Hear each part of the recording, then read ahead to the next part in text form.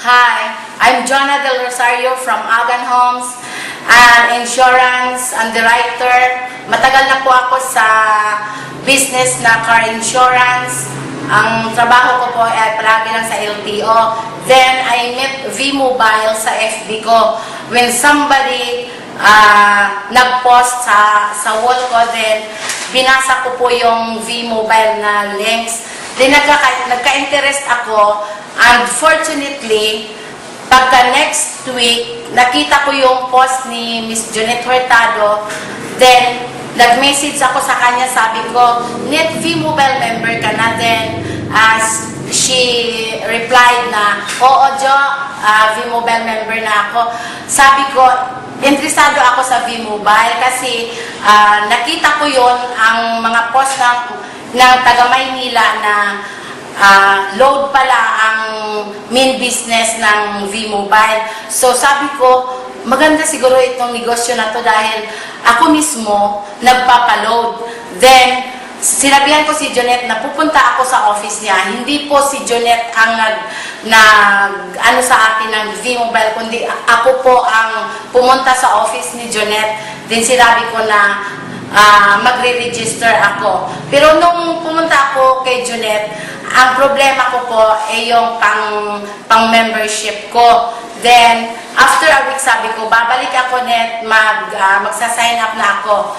Then, nag-sign up nga ako dahil alam ko na sa V-Mobile, nakikita ko kasi ang business opportunity ng V-Mobile na talagang makapagbibigay sa iyo ng yung tinatawag na financial freedom. So, kung may ano ka na networker ka talaga, hindi ka magdadalawang isip dahil maganda pag nag-focus ka talaga sa kanyang yung mga links na nakita ko sa FB ko, talagang nainganyo talaga ako. Then I started last February 2012. And ang income ko po ngayon ay 29,500. In almost 3 months ata yun. Then, yung nagsasabi sa akin na scam ang V-Mobile, ang masasabi ko po sa inyo, basahin nyo muna, intindihin nyo, at mag-imbestiga kung talagang totoo ba si V-Mobile. Pero sa akin po, totoo si V-Mobile dahil ngayon nag-income na po kami. Lahat kami dito sa V-Mobile talagang ini-enjoy na namin kahit pagpalagay natin may 500, may 1,000 dahil hindi tayo pare-parehong income. So, ako po ay nabilong pala sa Royal Falcons under kay Jonette Hurtado, and I'm thankful dahil ang mentor po namin ay talagang very supportive. Ngayon po, dahan-dahan ko nang hina-harvest yung mga seeds na pinagtatanim ko dahil noon po ang akala ko loading ang main business ng V-Mobile, yun pala ay loading sa sarili mo, hindi yung mass loading.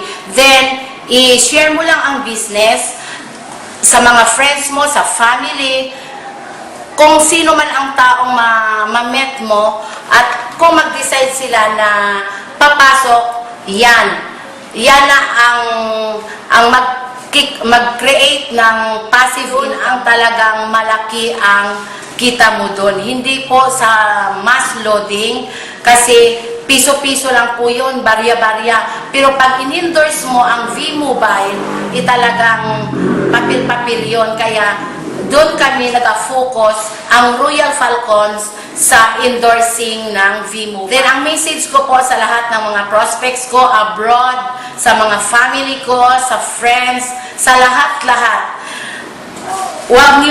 Huwag niyo pong i-misinterpret na sinisiran ko kayo ng V-Mobile dahil pera lang ang habol ko sa inyo. Hindi po.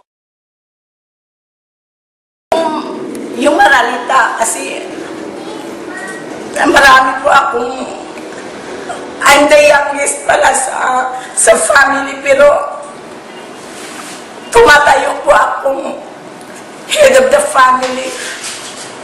7 po ang brother ko, Tapos meron po akong brother na malaki ang problema, kaya po pinupursigi ko ang V-Mobile dahil pag magkapera ako ng malaki dito, talagang tutulungan ko po yung kapatid ko na may malaking problema.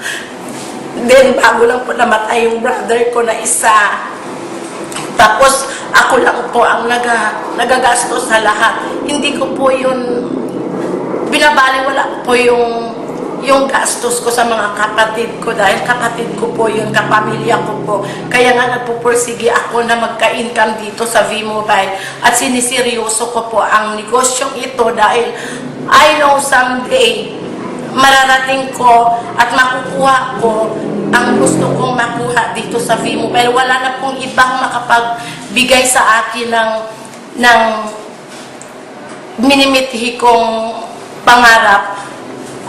Buong puso ko pong ibibigay ang time ko dahil alam ko na ito na ang pinipray ko na makapagbibigay sagot sa lahat-lahat, kaya sa mga kapamilya ko. Sana po kung ini-introduce ko sa inyo ang V-Mobile, pag-aralan nyo, i-commit nyo ang sarili nyo, talagang mag-iba ang ikot ng buhay nyo. Sa lahat ng prospects na na-endorsuhan ko ng V-Mobile, seryosuhin lang po natin ito at i-commit natin ang sarili natin na gagawin natin ng tama ang V-Mobile. Darating ang araw na tayo rin ang makabenepisyo ng ginagawa natin ito. So, sa lahat-lahat, sana po, sabay-sabay tayong magkakapira, magkakaroon ng financial freedom. Power!